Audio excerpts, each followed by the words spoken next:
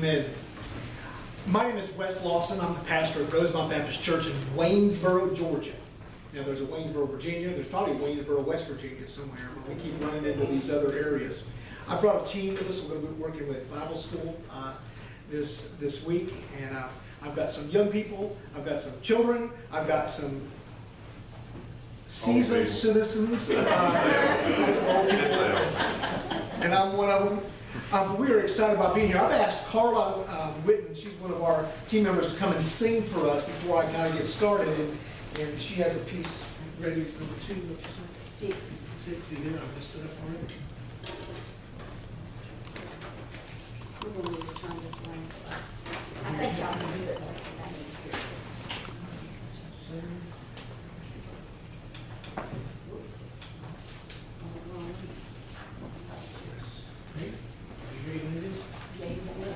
Wherever you want.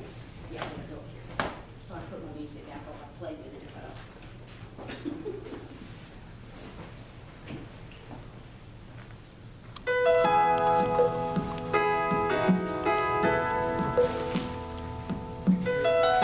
I'm up in here.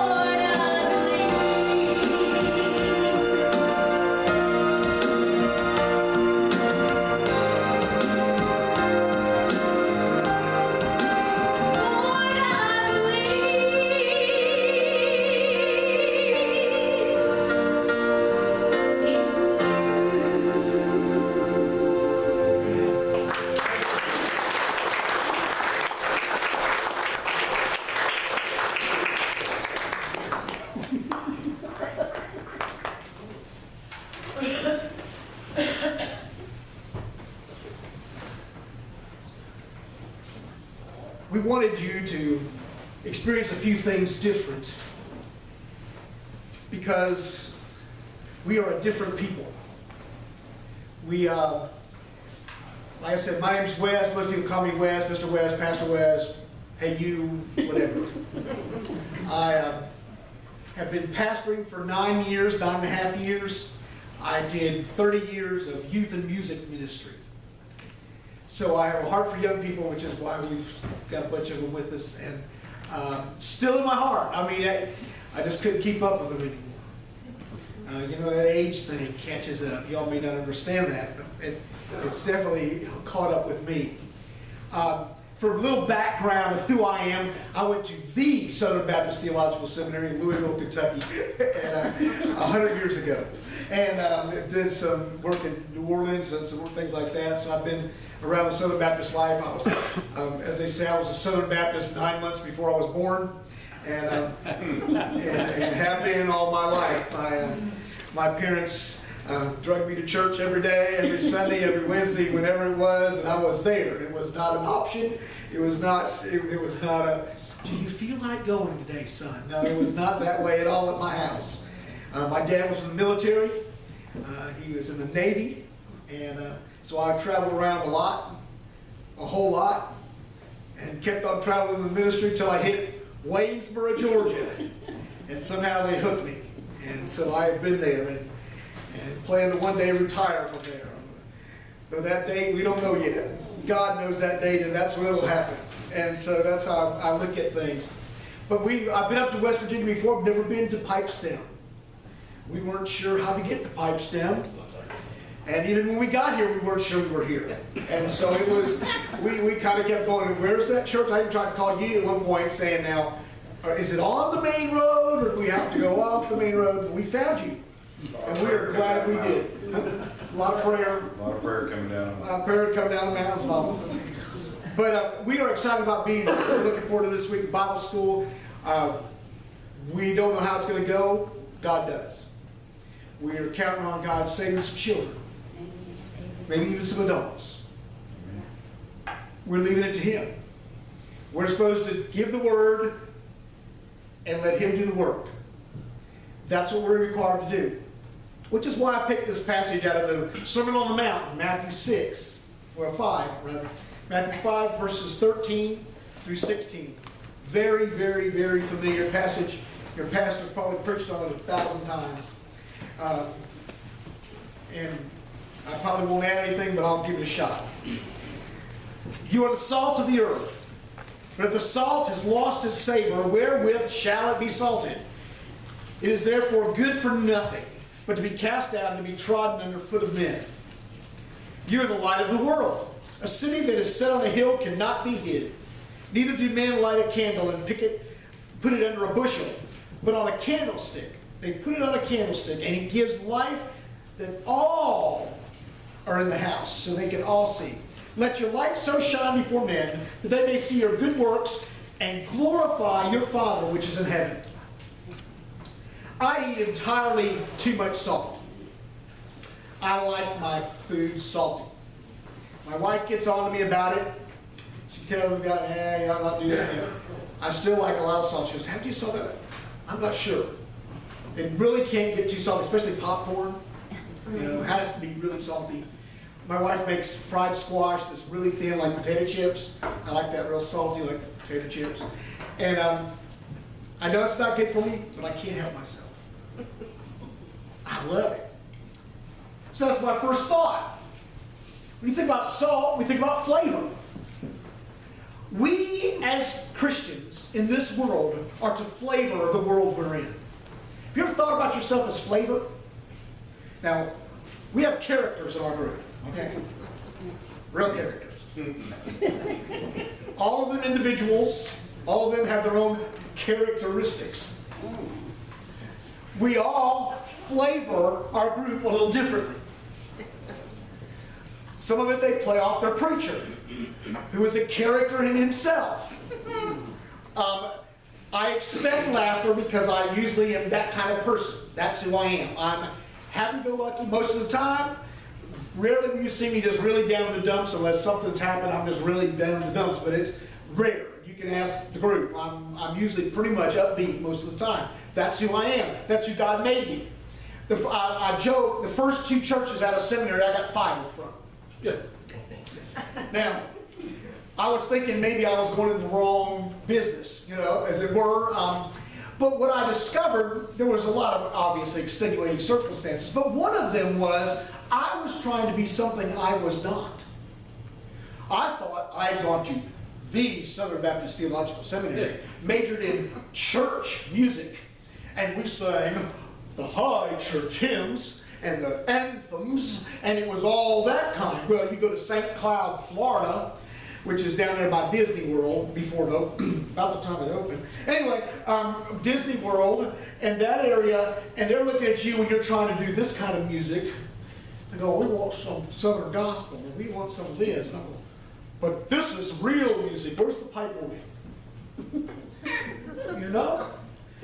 I was trying to be a stoic, very proper minister of music. I am not proper or stoic or any of those things. So they saw I was not really who I was. I wasn't having any fun, and neither were they. I was supposed to flavor the world I was in with the flavor God gave me. And see, He's given all of you individual characteristics and flavor that you're able to flavor your world with your saltiness.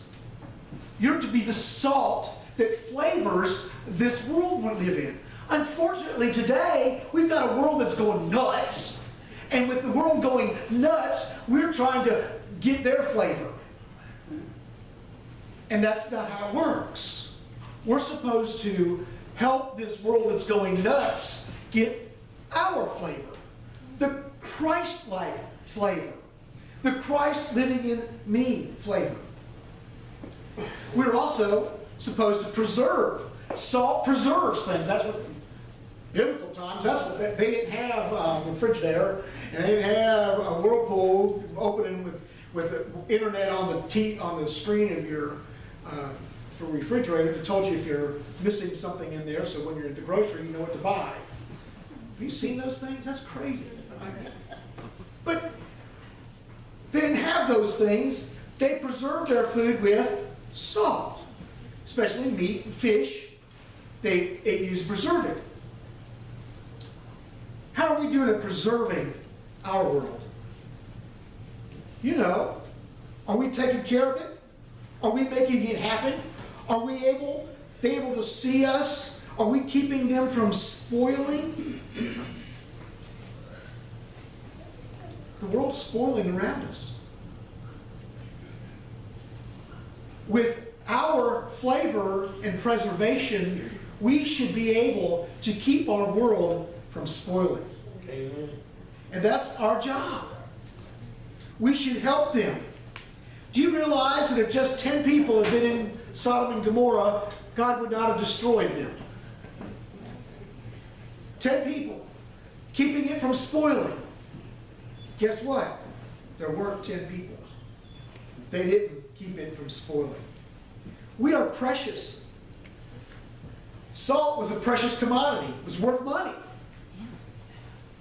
Y'all realize you're precious? Now, I know some of y'all say, well, I think say, bless your heart and you're precious and all that. No, you are precious in God's sight. You are one of His children. I have the hardest time grasping what that really means. I'm one of God's children. I'm precious in His sight. He loves me so much. I'm part of His family. Family is an awesome thing. Now, we get mad at family sometimes. We have squabbles with family, but they're still family. Don't mess with my family. I might mess with my family, but don't you. You know what I'm talking about. Family is precious. We love them. We care for them. We look out for them. We protect them. We do whatever it takes. We watch out for them. Even when we don't agree with them a lot of times, we'll still take up for them because they're family. Guess what? Jesus is constantly taking up for us in front of God because we're His children, His family. We belong to Him. What an awesome thought.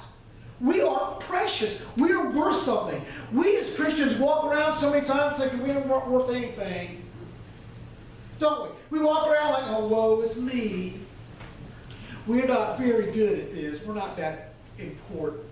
I can't sing like Carla. This guy plays a weird trumpet, but he does that, you know. And you know, we all look at somebody else's gifts or something and go, well, I can't do that, so I must not be worth anything. Nothing could be further from the truth. I have the gift of gab. You know, I can stand up and talk. Preachers know that, don't we, Roy? You know, we can talk. That's what God gave us. That's the gift He gave us. It's no better than that gift you have when you're going out helping that person that needs something and no one ever hears about it. Amen. That is such an important gift. You that are behind the scenes taking care of little stuff and all that. I can't do a lot of that stuff. I'm not good at that. But you are. That's God. That is precious in God's sight. Do you realize we penetrate the world we're in? You know, the salt got into it, right? It became part of it. When you salt your meat, especially before you cook it, you don't see the salt, do you? You don't taste the grittiness. It just penetrates the meat, right? It gets in there and gives it that flavor, gives it that extra jolt that we want from it. You're catching up with me? We're supposed to penetrate this world. Not stick out. We're supposed to become part of it, but not let them influence us. We're supposed to influence them and give them that flavor that they so desperately need. Salt is pure and is cleansing. If you've got a pool these days, especially if you installed an in-ground pool anytime recently, salt water is the way to go, they say now. Right? Everybody wants the salt water cleansing system. Used to be chlorine, right? Chlorine, and it smelled, remember that smell of chlorine, and you got home and you smelled like chlorine for a week? And it made your hair turn a little bit more blonde or green or something, you know, if you hit too much. That's why these swimmers, you know, they have such interesting hairs from the chlorine from the pool. Well, now it's all salt. Imagine that. They're using salt to cleanse and purify the water. Catching up with me? Now I'm telling you, you have to keep up. Now I don't always make things obvious. We should clean and purify the world we live in. Because we are there, everything changes. There's a story of a man, I think it was Woodrow Wilson, I believe, was going to get a haircut. And he went into the barbershop and sat down and was getting his haircut. And all of a sudden somebody came in and sat next to him and was getting his haircut. And all of a sudden the demeanor of the entire barbershop changed. Even he felt like something about this guy, I don't know what it is. And he wasn't really sure who it was who was sitting next to him. And he finally got a good look at him as he was leaving. It was Dwight L.